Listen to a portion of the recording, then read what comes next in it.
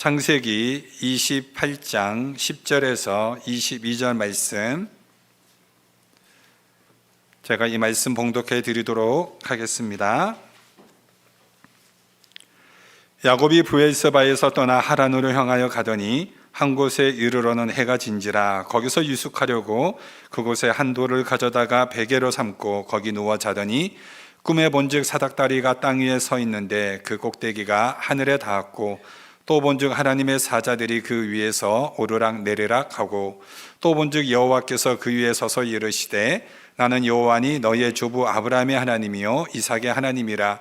내가 누워있는 땅을 내가 너와 내 자손에게 주리니 내 자손이 땅에 티끌같이 되어 내가 서쪽과 동쪽과 북쪽과 남쪽으로 퍼져나갈지며 땅의 모든 족속이 너와 내 자손으로 말미암아 복을 받으리라.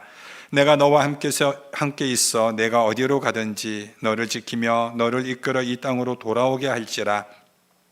내가 내게 허락한 것을 다 이루기까지 너를 떠나지 아니하리라 하신지라. 야곱이 잠이 깨어 이르되 여호와께서 과연 여기 계시거늘 내가 알지 못하였도다. 이에 두려워하여 이르되 두렵도다. 이곳이여 이것은 다름 아닌 하나님의 집이요 이는 하늘의 문이로다 하고 야곱이 아침에 일찍이 일어나 베개로 삼았던 돌을 가져다가 기둥으로 세우고 그 위에 기름을 붓고 그곳 이름을 베델이라 하였더라. 이 성의 옛 이름은 루스라. 야곱이 서원하여 이르되 하나님이 나와 함께 계셔서 내가 가는 이 길에서 나를 지키시고 먹을 떡과 입을 옷을 주시어 내가 평안히 아버지 집으로 돌아오게 하시오면 여호와께서 나의 하나님이 되실 것이요 내가 기둥으로 세운 이 돌이 하나님의 집이 될 것이요 하나님께서 내게 주신 모든 것에서 10분의 1을 내가 반드시 하나님께 드리겠나이다 하였더라. 아멘. 여러분이 서 있는 그곳이 베델입니다 라는 제목으로 하나님 말씀 증거합니다. 여러분, 성경을 보시면은 성경에는 우리가 믿음의 조상 아브라함을 많이 이야기하고 있지만 실상 성경에서 기록된 횟수를 보면은 아브라함보다 야곱이 훨씬 더 많이 기록되어 있습니다. 성경 전체에서는 약 370회 정도 야곱에 대해서 많이 기록하고 있습니다. 그렇다면 왜 성경은 아브라함보다, 믿음의 조상이라고 하는 아브라함보다 야곱을 더 많이 기록하고 있을까요? 그것은 그 야곱이라는 인물의 그 인간의 어떤 보편적 속성과 언행, 즉 인간이 가지고 있는 이 추악한 속성이 무엇인가, 이것을 가장 잘 드러내 보여주고 있는 대표적인 인물이 야곱이기 때문에 그럴 것입니다. 따라서 우리 모두에게는, 각 사람의 심령에게는 각각의 야곱이 있습니다. 그렇다면 내 안에는 어떠한 야곱이 존재할까요? 본문 10절에 보면은 이렇게 기록되어 있습니다. 야곱이 브엘세바에서 떠나 하란으로 향하여 가더니. 우리 대한민국에서 한민족을 어떻게 표현하냐면은 백두에서 한라까지라는 표현을 씁니다. 그러니까 백두산에서부터 한라산까지 북쪽과 남쪽을 통틀어서 한민족이라고 표현을 쓰듯이 이스라엘은 단에서 브엘세바까지라는 표현을 씁니다. 단은 이스라엘의 가장 북쪽입니다. 갈릴리 호수 훨씬 위쪽에 있는 그쪽을 단이라고 하고 제일 남쪽은 브엘세바입니다. 그러니까 북쪽과 남쪽 전체를 통틀어서 단에서 브엘세바라는 그런 표현을 쓰는데, 지금 야곱이 가고 있는 이 하란은 이 단에서 훨씬 더 넘어가는 북쪽의 이방 땅입니다. 야곱이 단 한 번도 가보지 못한 이 멀고도 험한 이 하란의 길을 왜 야곱은 가고 있을까요? 창세기 12장을 보면은 야곱의 할아버지인 아브라함은 하란을 떠나서 브엘세바로 내려온 인물입니다. 하나님께서는 하란에 있는 아브라함에게 너는 너의 본토, 친척, 아비집을 떠나서 내가 내게 지시할 땅으로 가라, 그렇게 말씀을 하셨습니다. 그래서 아브라함은 가나안 땅으로 해서 남쪽 지역인 이 브엘세바에 정착하게 됩니다. 하지만 이 아브라함이 가나안 땅에 들어왔을 때 이 가나안이 아브라함을 환영한 것은 결코 아니죠.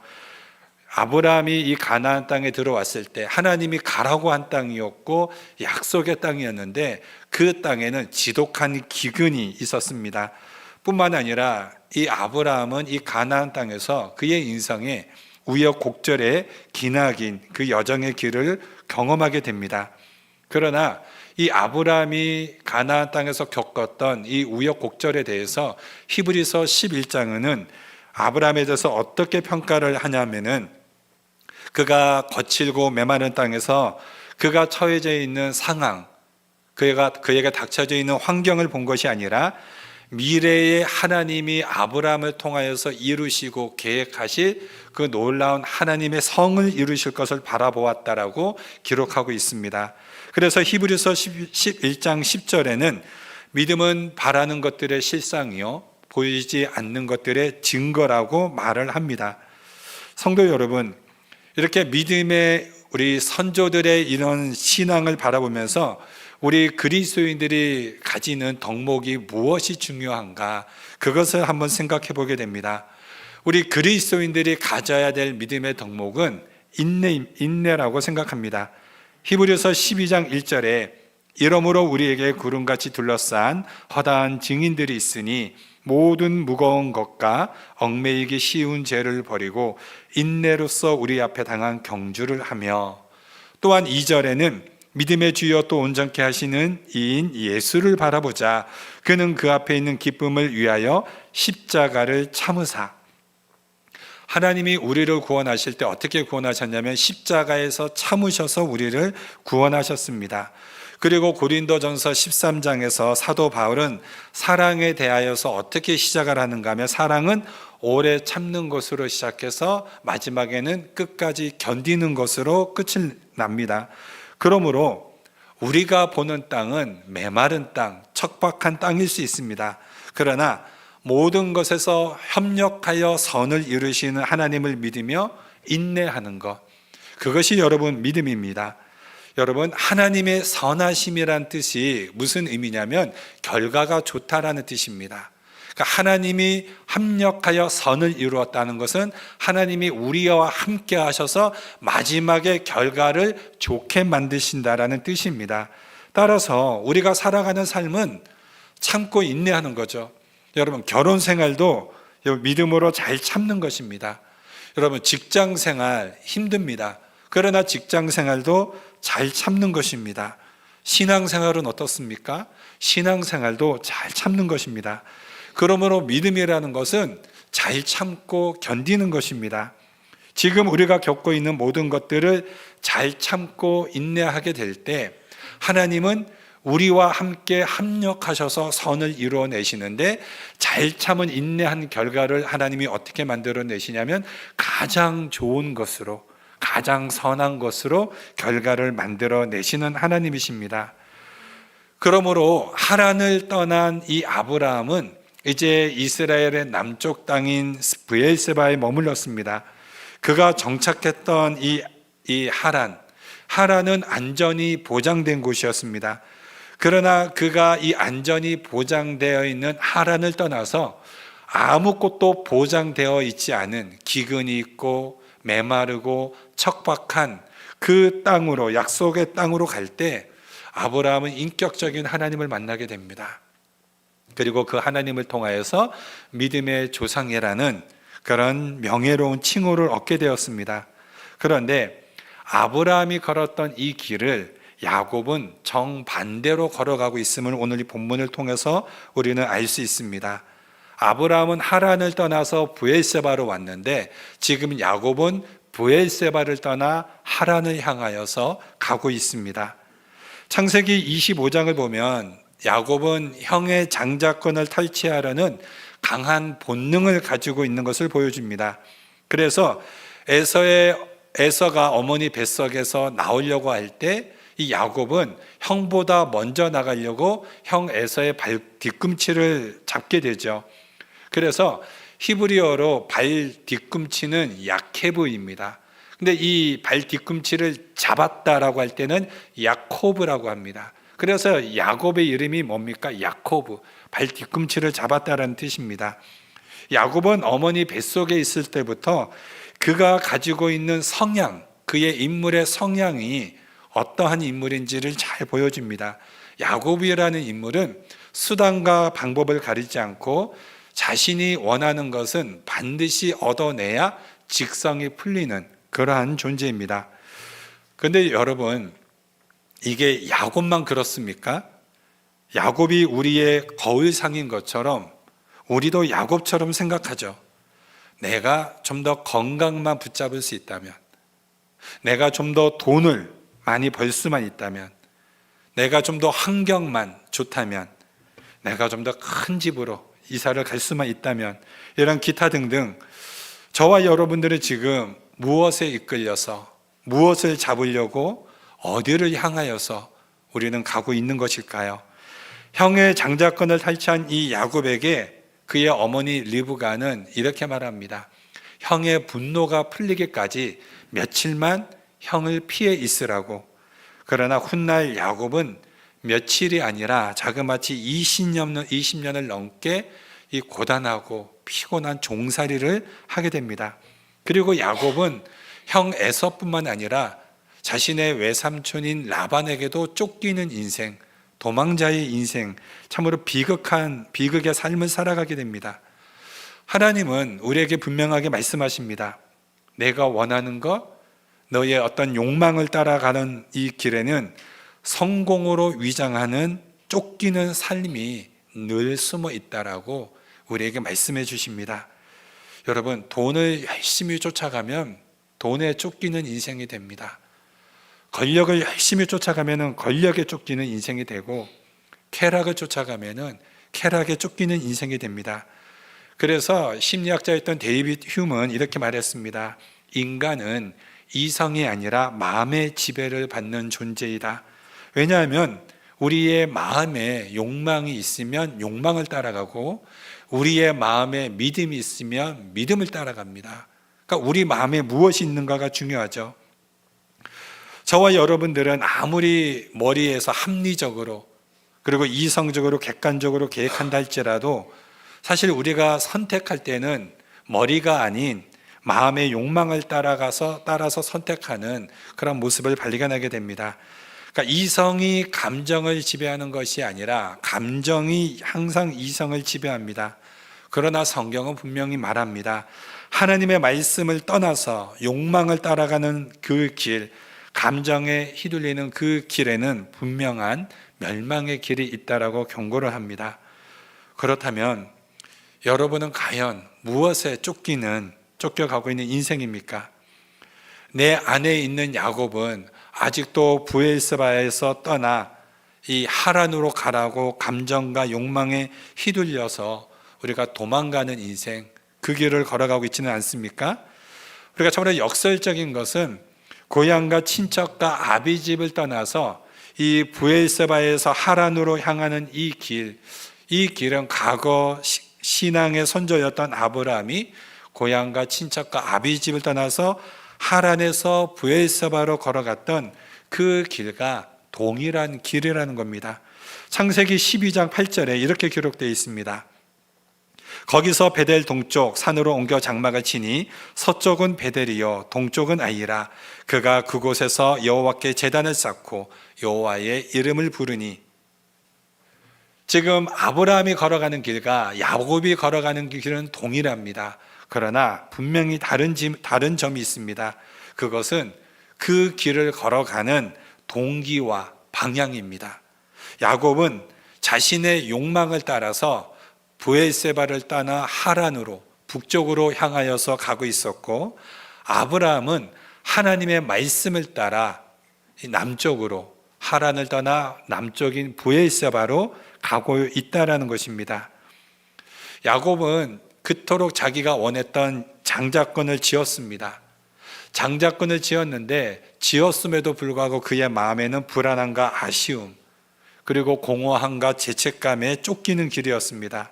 그래서 그는 한 번도 가보지 못한 길, 또한 다시는 고향으로 돌아오지도 못할 수 있는 이 길을 지금 정신없이 야곱은 도망치고 있습니다. 그런데 해가 저물어서 갑자기 두려움과 불안감이 의기양양하던 이 야곱의 발 뒤꿈치를 잡아버립니다. 착착한 마음을 달랠 방법이 없습니다. 루스라고 부르는 이 베델은 한마디로 말하면 돌산입니다. 나무가 한 그루도 없습니다. 돌로 깨어져 있는 완전한 돌산입니다. 그렇게도 자기가 원하는 것을 얻었음에도 불구하고 야곱은 행복하지 않습니다. 불안하고 공허합니다. 자신의 그 마음을 달래줄 무엇도 없이 정신없이 도망가다가 지쳐가지고 이곳에서 돌을 베개 삼아 이제 누웠습니다. 그런데 여러분, 이 돌은, 야곱이 돌을 베고 누운 이곳은 그의 할아버지인 아브라함이 바로 가나안을 향해서 하란을 떠나 바로 이 남쪽인 브엘세바로 가던 중에 바로 이 베델에서 처음으로 돌을 쌓아 제단을 쌓고 기름을 붓고 하나님께 예배를 드렸던 곳입니다. 그리고 그곳에서 여호와의 이름을 바로 불렀던 그곳입니다. 그런데 지금 야곱은 동일한 장소에서 같은 돌을 취했지만 아브라함은 예배를 드린 돌이 야곱에게는 베개를 베고 삼아 누워 자는 그 돌이 되었습니다. 똑같은 돌이고 똑같은 장소고 똑같은 환경입니다. 그런데 아브라함에게는 하나님의 말씀을 따라 예배하는 단이 되었고 야곱에게는 욕망을 따라 쓰러진 돌 베개가 되었습니다. 성도 여러분, 우리가 살아가는 우리 인생의 삶은 바로 광야와 같은 이 세상에서 순례자의 삶을 살아갑니다. 그러니까 순례자의 삶이라는 것은 나그네의 삶하고는 다릅니다. 순례자의 삶은 나그네와 비슷한 것 같지만 분명한 목적과 방향을 가지고 걸어가는 그 길을 걸어갈 때 순례자라고 합니다. 그런데 예수 믿으면 우리의 삶이 어떤가요? 예수 믿으면 우리의 삶이 힘들지 않습니까? 그렇지 않습니다. 예수를 믿어도 우리의 인생은 똑같이 힘듭니다. 고달프고 힘든 생활입니다. 여러분, 신앙생활도 힘들고 교회 생활도 힘들고 또 가족 생활도 힘들고 직장 생활 다 힘듭니다. 성경에서는 뭐라고 말을 합니까? 해 아래, 이 해 아래 고난이 없는 것이 없다라고 말합니다. 해 아래는 모든 사람들에게는 고난이 존재합니다. 그런데 우리의 삶에 여러분, 고난이 없으면, 우리의 삶이 힘들지 않으면 그러면 과연 행복할까요? 우리에게 있어서 여러분, 행복은 어디에서 찾아올까요? 무엇이 우리의 행복을 좌우합니까? 왜 어떤 사람은 이 광야와 같은 거친 삶에서 지쳐 쓰러져 있고 또 어떤 사람은 똑같은 광야와 같은 이 거친 삶 속에서도 동일한 장소에서 하나님께 예배를 드리고 있을까요? 그것은 삶의 동기와 방향이 아니겠습니까? 말씀을 따라서 우리가 하란에서 브엘세바로 향하여 가고 있는 자가 있는가 하면 어떤 사람은 욕망을 따라 브엘세바에서 하란으로 향하여 매일매일 쫓겨가고 있는 자가 있습니다. 그렇게 쫓겨서 돌베개를 베고 자고 있는 이 야곱에게 하나님께서 꿈으로 나타나셨습니다. 그리고 꿈에 본즉 사닥다리가 있고 하나님의 사자들이 이 사닥다리에서 오르락 내리락 하는 모습을 보여주셨습니다. 그리고 하나님은 야곱에게 말씀하십니다. 내가 누워있는 땅을 내가 내 자손에게 주겠다. 그리고 내가 너의 자손은 티끌과 같이 많게 해주겠다. 그리고 너의 자손들은 복을 받을 것이다. 그리고 언제나 너와 함께 있어 내가 어디로 가든지 나는 결코 너를 떠나지 않을 것이다. 내가 허락한 것을 다 이루기까지 나는 너를 떠나지 않을 것이다. 하나님이 야곱에게 이 말씀을 해주십니다. 여러분, 쫓겨서 도망가고 있는 이 야곱에게 하나님이 이 주신 이 말씀은 정말 야곱에게는 놀라운 하나님의 비전의 말씀이었습니다. 지금 야곱은 형은 속였고 아버지를 속였습니다. 그래서 도망가는 이 길에 있습니다. 그런 야곱에게 하나님이 찾아오셔서 야곱을 조롱하거나 책망하거나 처벌하는 것이 아니라 조건 없는 사랑과 용서로 다가오시고 그러한 야곱을 따뜻하게 감싸 주셨습니다. 그리고 야곱에게 모든 족속이 너로 말미암아 복을 받을 것이다. 내가 너를 떠나지 않을 것이다. 이 놀라운 말씀을 해주십니다.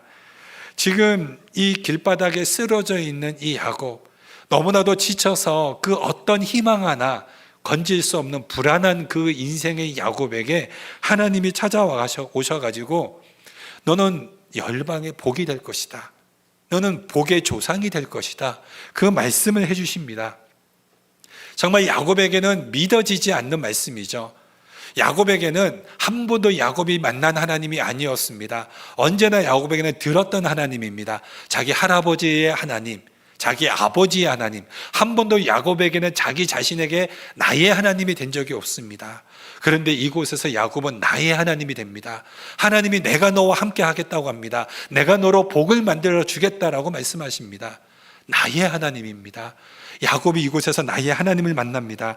그러니 야곱에게는 이 시간이 얼마나 믿어지지 않은 놀라운 축복이 되겠습니까? 할아버지에게 들었던 말씀, 아버지에게 들었던 그 하나님이 드디어 나의 하나님으로 찾아오셨습니다. 창세기 39장을 보면은 요셉이 감옥에 갇혀 있는 장면이 나옵니다. 그런데 성경은 여호와께서 요셉과 함께 하심으로 여호와께서 그를 범사에 형통하게 하셨더라, 이렇게 말씀을 하십니다. 지금 무슨 하나님이 약 올리는 것 같습니다. 지금 야곱은 감옥에 있습니다. 그런데 하나님은 그런 요셉에게 내가 너와 형통하게 하셨다, 그렇게 말합니다. 감옥에 있는 것이 형통합니까? 여러분, 그러나 성경이 전제하고 있는 것이 무엇입니까? 하나님이 함께 하시는 것입니다. 하나님이 함께 하시면 돌바닥에 쓰러져 지쳐있는 자에게도 그것이 바로 복이 되고, 감옥에 갇혀있는 요셉에게도 복이 되는 것입니다. 내가 어느 상황 속에서 어느 곳에 쓰러져 지쳐 있다 할지라도 그곳이 바로 하나님이 나와 함께 하시는 곳이라면, 언제나 하나님이 나와 함께 하고 있다면 그곳이 여러분 바로 복인 것입니다. 요한복음 1장 51절에 보면 바로 오늘 이 베델에서 이 하나님이 야곱을 찾아오시는 이 장면을 두고 예수님이 이렇게 말씀하십니다. 또 이르시되 진실로 진실로 너희에게 이르노니 하늘이 열리고 하나님의 사자들이 인자 위에 오르락 내리락 하는 것을 보리라 하시니라. 지금 무엇을 말씀합니까? 지금 예수 그리스도가 하늘과 땅을 연결시켜주는 사닥다리라는 것입니다. 우리가 어떻게 하나님을 향하여서 갈 수 있습니까? 사닥다리를 타고 하나님께 갈 수 있다라는 것입니다. 그 사닥다리가 누구입니까? 예수님 아닙니까? 우리가 예수님의 이름으로 하나님을 향하여서 기도할 수가 있고, 우리가 예수님의 이름으로 하나님을 나의 아버지라고 고백할 수 있는 겁니다. 하나님과 나를 연결시켜 주시는 분, 바로 이 예수님이십니다. 그런데 지금 하나님은 사닥다리가 되어서 이 예수님을 통해서 오늘도 브엘세바에서 하란으로 쫓겨다 지쳐 쓰러져 있는 저와 여러분들에게 찾아오셔가지고 우리를 책망하시고 심판하는 것이 아니라 뭐라고 말씀해 주시냐면, 수고하고 무거운 짐진 자들아 다 내게로 오라, 내가 너희를 쉬게 해 주겠다라고 이렇게 말씀을 해 주십니다. 힘들어도 행복하게 해 주시겠다고 위로하시고 열방의 복이 되는 통로로 우리의 길을 열어주시는 그 하나님이십니다. 이 놀라운 은혜를 야곱이 꿈에서 깨어난 후에 똑같은 장소입니다. 똑같은 환경인데도 불구하고 이 야곱이 얼마나 감사했든지, 얼마나 감동했든지, 그의 상황은 하나도 바뀐 것이 없는데 18절에서 19절을 보니까 베갯돌을 가져다가, 자기가 배웠던 그 돌을 가져다가 자신의 할아버지 아브라함이 했던 것처럼 그곳에 제단을 쌓고 자신이 가지고 있는 유일한 재산인 그 돌에다가 기름을 붓습니다. 그리고 예배를 드립니다. 그리고 그곳의 이름이 루스였는데 이제 야곱이 바꿔버립니다. 이곳을 베델로 바꿔버립니다. 무엇입니까? 이곳이 하나님의 집이라는 것입니다. 내가 하나님을 만난 이곳이 하나님의 집이다 뿐만 아니라 이제 야곱이 하나님께 서원을 합니다. 하나님, 나를 평안히 아버지의 집으로 돌아오게 해주신다면 내가 하나님께 11조를 드리겠다고 서원을 합니다. 여러분, 야곱의 이 11조 서원은 야곱이 믿음으로 했다라기보다는 야곱이 너무나도 처해 있는 상황이 절박해서 절박함으로 지금 한 서원이었습니다. 그러나 하나님은 이 야곱의 절박한 서원도 기쁘게 받아주셨습니다.